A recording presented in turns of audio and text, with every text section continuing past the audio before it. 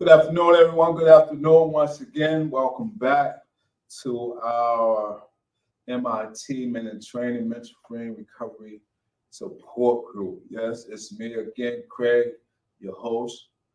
So today, just want to inform you that we're going to bring an article here today that's coming from. I have the link right here. It's the web page is rehab recovery.co.uk. So you could go online, retrieve this article. Once again, this website is brought to us by rehab-recovery.co.uk. And without further ado, let's see what the title is today. As you can see at the bottom of your screen, we have the title going across the screen, and it reads The Importance of Peer Recovery, Peer Support, and Addiction Recovery. The importance of peer support and addiction recovery, brought to us by Mentoring Recovery Support Group. All right. And so, as always, you're invited to be a part of what we're doing here at Capital Recovery Center. All right, let's get right into it. So the introduction starts off by saying the treatment of addiction is a long and difficult process. Rehab programs employ a range of methods to try and help individuals kick their physical cravings and alter their problematic perceptions of substance abuse. And it can take months or years before they achieve stable and long-lasting sobriety. All right. So this is a process. This is a journey. It's not a race. And so the goal is here to reshape our thinking by bringing forth some new ways of perceiving situation by enlisting some new ideas. All right. And so we're talking about today the importance of peer support and addiction recovery. The article goes on to say a key part of addiction recovery that has a huge impact on the success rate of an individual rehab is peer support, a technique known for its ability to aid both physical and psychological progress and give individuals a sense of hope and belonging, right? So that's what we want to do. We want to build up your recovery capital, right? We want to let you know that you have self-worth and that you can overcome this process known as an addiction. And so feel free to let us know how we're doing and share your thoughts. It's very important that we hear from you as well. All right, and so one of the topics we're going to discuss today is what is peer support? And I'm glad you asked. All right, and so the article says peer support is when individuals who have been through addiction recovery and have achieved profound breakthroughs in sobriety and physical health return to a rehab facility to offer guidance and support to those beginning or currently working through their own recovery journey. All right. And so one of the important reasons why we're talking about peer support is that I am a peer support, a recovery coach. And so I like to instill in others through my journey and through my experience some hope, let people know that it is possible that they can overcome hurdles. And so if we're here, if we're able to help in any type of way, we are here. And so it's very important to give back and to share and give people some type of hope and let them know that recovery is possible. The goal of this is to allow individuals going through addiction recovery to benefit from the advice and insights of the returning peer supporter. And for these meetings to complement the detoxification and therapy they are already undergoing. And so while people may be in their beginning stage of recovery, whether it's in through detox or residential treatment or some type of IOP, intensive outpatient or OP outpatient treatment, it's good to hear from other people who have went through or similar uh, recovery process as those who are going through it now, because it gives us a lot of hope. It inspires and it let people know that they're not alone. All right, you are not alone. Peer support usually takes place within a group, allowing one or several returning individuals to speak to a group of current rehab occupants.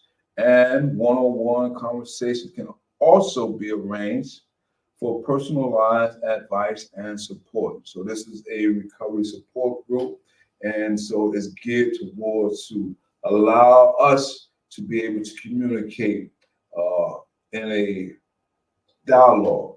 And so the importance of communicating in a dialogue is to bring to not only problem solve, but also bring about some solution through the conversation that we share. Like this article says, it can be in a group setting and it can be in a one-on-one setting.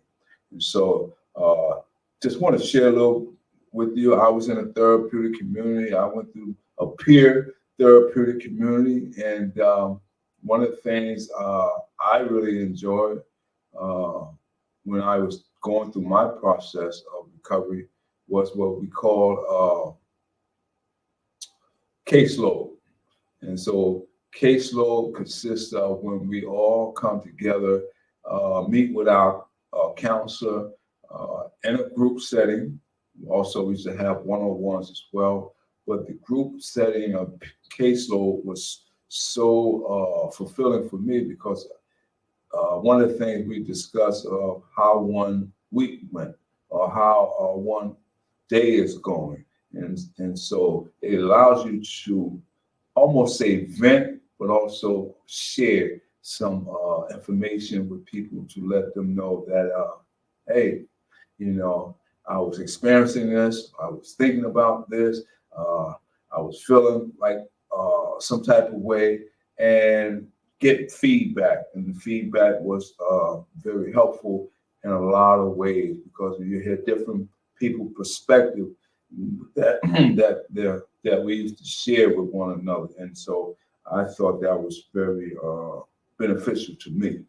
All right, let's move on to another topic, and that is what are the benefits of peer support? While the article says, while the majority of addiction recovery is handled by medical professionals and therapists who monitor and support individuals through their bodily and mental adjustments to life without substance abuse, there are unique benefits to peer support. Research suggests that it helps individuals overcome substance abuse by enhancing their engagement with treatment, and this is achieved in several ways. Let's see what are some of the several ways. Seeing the benefits of rehab. The first and probably greatest asset of peer support is that it allows individuals to see the benefits of addiction recovery. While medical professionals clearly communicate the benefits of detox and therapy throughout addiction recovery, it is ultimately difficult for individuals to understand how these methods can possibly improve their situation. And especially if you're a newcomer into some type of treatment or therapy, some of the language and some of the models you may not grasp immediately unless you probably went through the process a few times. But I know initially with my first time going, it took me a while to catch on to not only the language but also the models and the method in which it was presented. And so It was the interaction that really brought forth a clear understanding. So it says, the article says, their addictions pushes them to occupy a desperate and pessimistic state of mind. So it is all but impossible for them to see how the future can look better. When a peer supporter speaks to them, however, this can be overcome because these recovered individuals can claim to have been in the same position of hopelessness and pain. They can attest to the benefits of rehab. By speaking about their experiences, triumphs, and overall improved quality of life, they can show recovering addicts a clear path forward and offer them hope. All right? So we're talking about seeing the benefits of rehab. That's one aspect of the benefits of peer support. Let's talk about advice and personal experience from a peer support, right? It says advice and personal experience. Speaking to an individual who has personally been through addiction recovery also offers a richer quality of advice and support compared to that offered by medical professionals.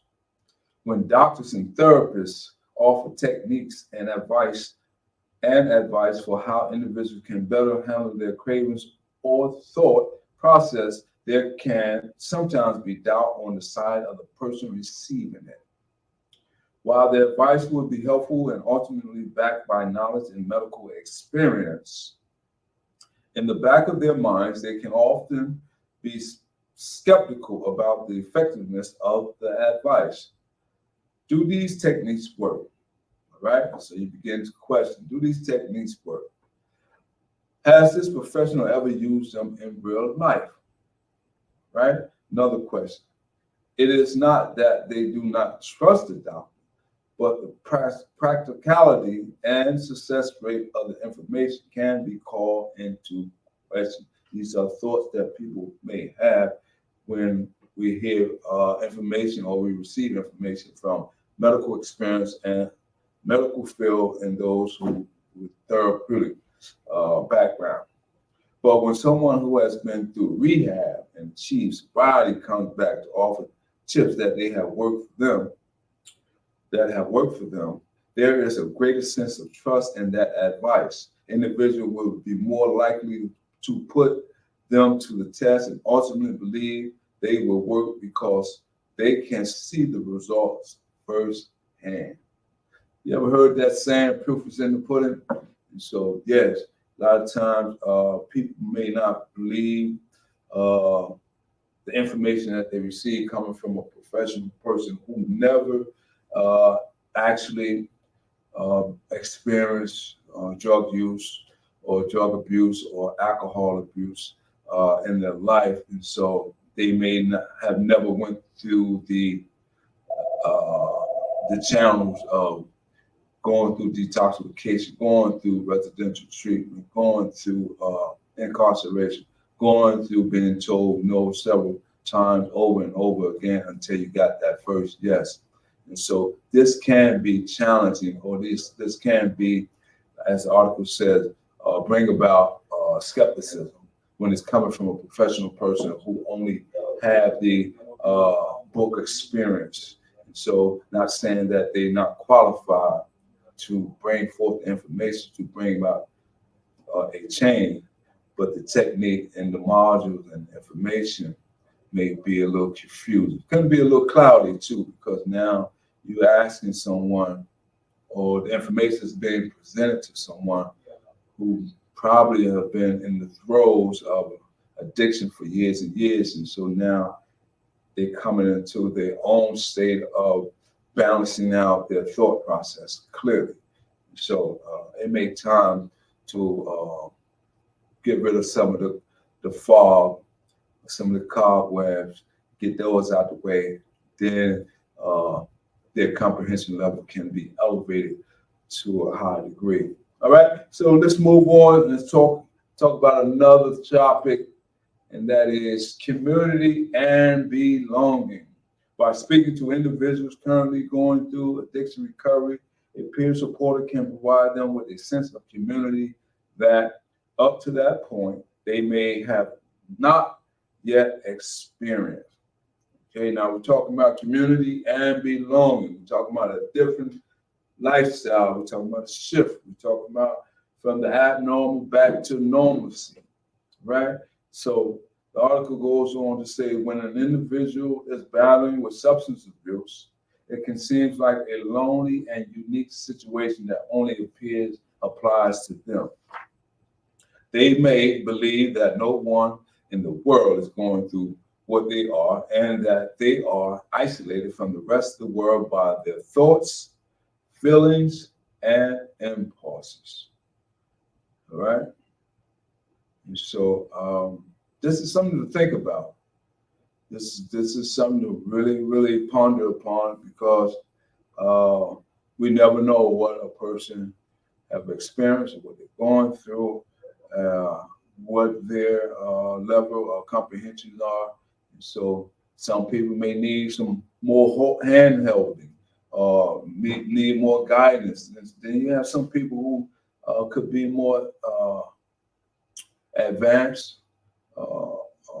There may be some people who be more functional because they have been equipped with some tools better than others. And so we have to always be mindful of when we're dealing with people, especially when we're dealing with this thing called recovery from addiction. And so just keep that in mind that, like this article says, people may believe that no one in the world is going through what they are and that they are isolated from the rest of the world by their thoughts, feelings, and impulses. This can be a detriment to progress and lower an individual's confidence and self-esteem. But peer support can flip this on its head and change an individual's perception. Addressing a group of individuals and sharing their experiences of addiction recovery, a peer supporter can provide individuals with someone to identify with, okay? Showing them that they are not alone. Peer supporters can also spark conversations and connections to happen within the group itself, showing occupants of rehab that all share thoughts, fears, and aspirations. This can promote a sense of belonging, making individuals feel closer as a group of people. Not only will this benefit their self-esteem and overall worldview, but it will give them a greater sense of self-worth and motivation. Right? And so I just get a joy of just hearing this information being conveyed through this article because it lets us know that we all can take part in someone else's growth and development. And so I believe it's well read. And so we're going to move on to the next aspect or next part of this article here. And the next topic we're going to talk about mutual responsibility. We all have a responsibility. We owe it to ourselves and we owe it to one another. We owe it to our household. We owe it to our family. We owe it to our community. We owe it to everyone that we are connected to. All right, to have a mutual responsibility. And I'm just saying it from my perspective that I was always told to when I talk about my situation or circumstances is to always keep the focus on the I, myself, take responsibility, man up, also try to improve upon my lifestyle by looking within internally and look at externally as well and make the connection that just because I made a mistake, I can make amends. And by me making amends, I can better be of value to myself and to others, right? Mutual responsibility. The article says, in addition to this sense of belonging, this new group dynamic can also provide individuals with a richer purpose when it comes to getting better and beating addiction. It can push them to do it not just for themselves, but for the people around them as well. Good stuff. When a peer supporter comes to a rehab program and unites a group of individuals in the sense noted above, it connects them, right? It begins to create a bond. It begins to create some unity, familyhood, togetherness, right? And that people know they're not alone. We're all in this together, and so we can learn from each other. You know, never stop believing that you cannot learn something new. That's what I want to share right now, because a lot of people may feel that they have reached the apex in life and that they can't turn a situation around, or that they cannot grow or move beyond the state in which they are in. That is not true. As long as we continue to challenge ourselves to be better and to grow and to learn and to build and to help and love and all these good attributes, this is something that keep us healthy. When we begin to, I know when I began to think about the positive that supersedes the negative, I know I'm on to something, all right? I know I'm on to something, and I hold on to it and I move forward. The article says they learn about one another's challenges and motivations, and they began to develop a vested interest in one another's progress, right? It says, as this happens, peer supporters often decide to make individuals aware that they have a mutual responsibility to one another. We owe it to one another to help somebody else. Somebody help me. I didn't get here by myself. By the grace of God, I'm sitting right here doing this recovery support group, and by people being connected to me, people giving me an opportunity, people seeing that I was willing to help myself in the process. And so I am grateful for the opportunity. I am so appreciative, that I was able to change my life around by the grace of God. I must say that because if you want to be truthful, you want to be real, the lifestyle that I used to live, I'm just amazed that I'm still here. But I'll just leave that right there. But I am truly grateful to those who gave me an opportunity and continue to give me an opportunity to continue. And may I continue to be of some help and some service to someone else. All right, let's move on. As this happens, peer supporters often decide to make individuals aware that they have a mutual responsibility to one another.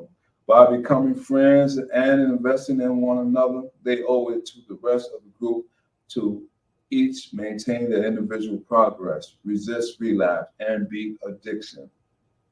Before they know it, the group is encouraging one another, everyone, to stay strong in the knowledge that every person's success is essential for the overall success of the group. All right, it's so important. It's so powerful, to let somebody know that you can make it. You will make it. All right. So let's go on to another topic. I didn't really understand that I would really like this article as much as I do. First time reading it, but we're going to get there. Challenging denial. All right. That's something that we must do.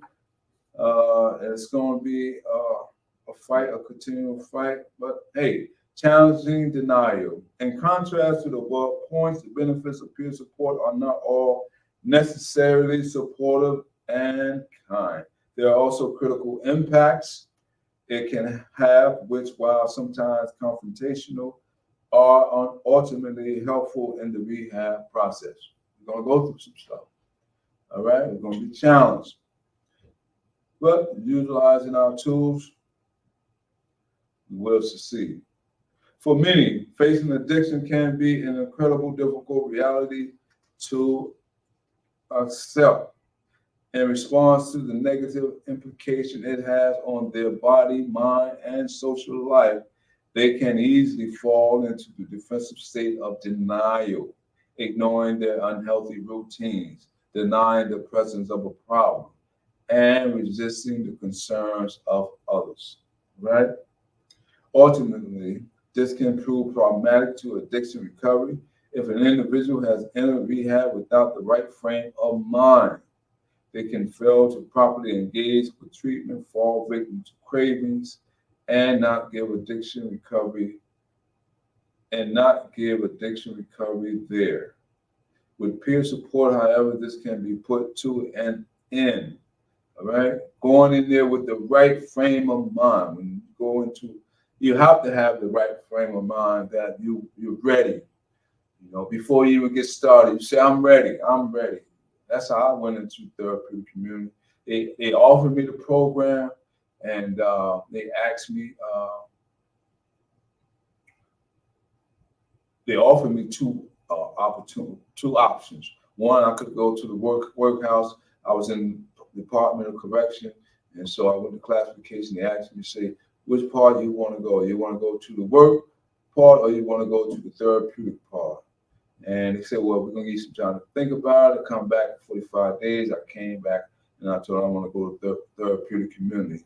And one of the reasons they asked me, what is one of the reasons? And I clearly told them, I said, well, after thinking, I do not want to return back into society the same way that I came in. I want to be better. So you have to have, first you have to be ready mentally. Got to have it inside, and so I took this. I took the challenge. It was a challenge, so I took it. So we're talking about challenging denial. All right. So that's the most important part right there, challenging. So it says the article goes on to say, thanks for the thumbs up. Appreciate that. So someone gave us a thumb up. I believe that's the Facebook page. Appreciate that. Not only can a returning individual spot denial and call it out, but they can make clear to the individual that while it might seem like a good option, ignoring their condition will only make things worse. Okay? So you have to see it from both sides. And so one of the things, or one of the modules or tools that was used and that I gained was that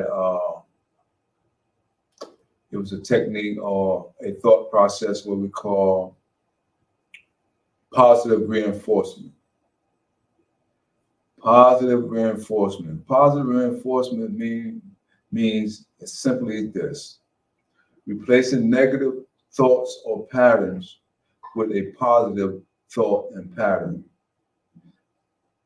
That would change your perception of how you review a given situation or circumstance. So I have a sign in my office that says,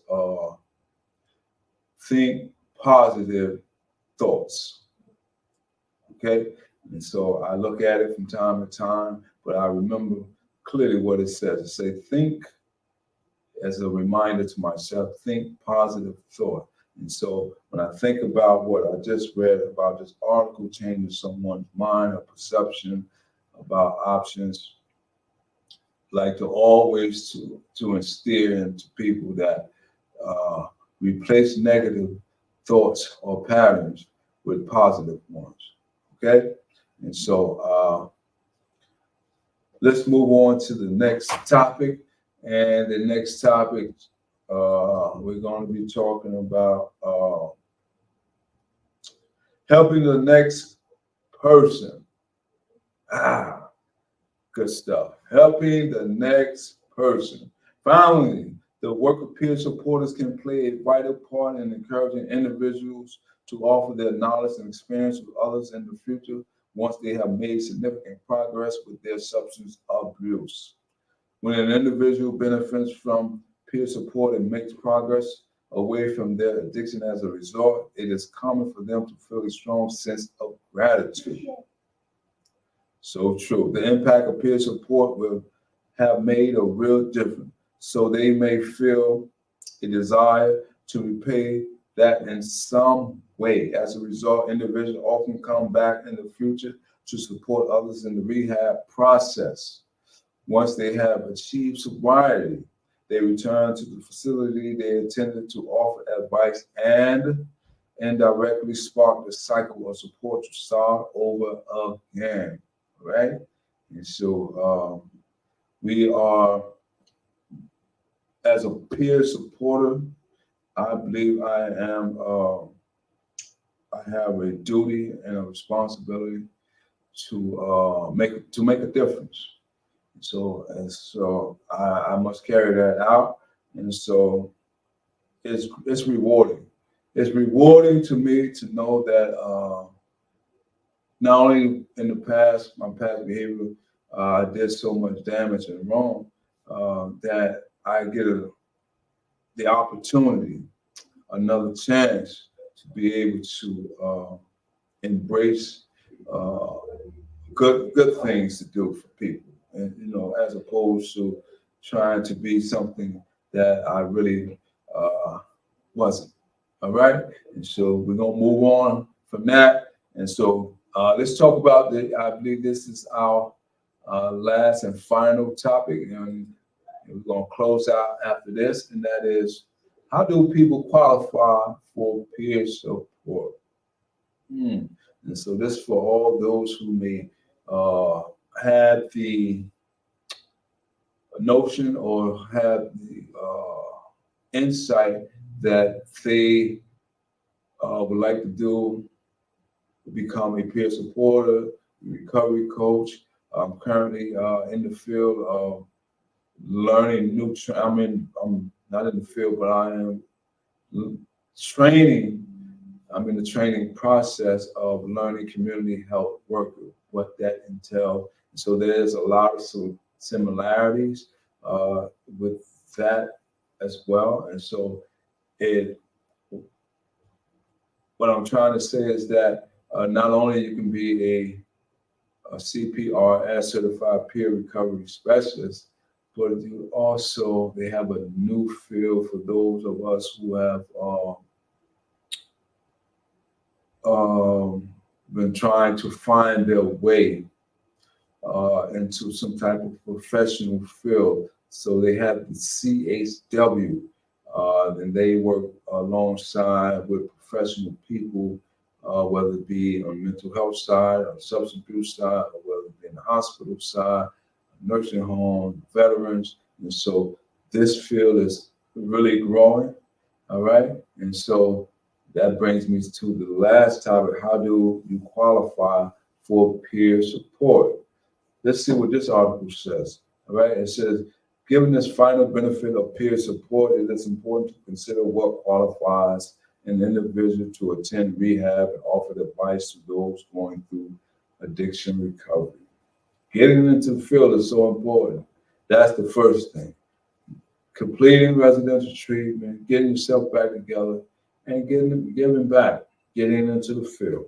In order to qualify as a peer supporter, an individual must have gone through a successful rehab process, usually at the same century they are looking to return to, all right? Be currently living without substance abuse or overwhelming cravings, and have been practicing such a degree of control over their addiction for at least a year, right? These are some of the qualifications. Of course, the specific standards each rehab century has for its rehab supporters, of its peer supporters, will be different.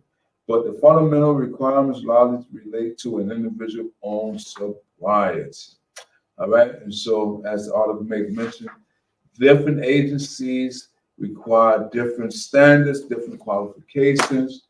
However, if you want to be a recovery coach, a peer supporter, do your homework. You do go online, search these facilities, and see, do you qualify?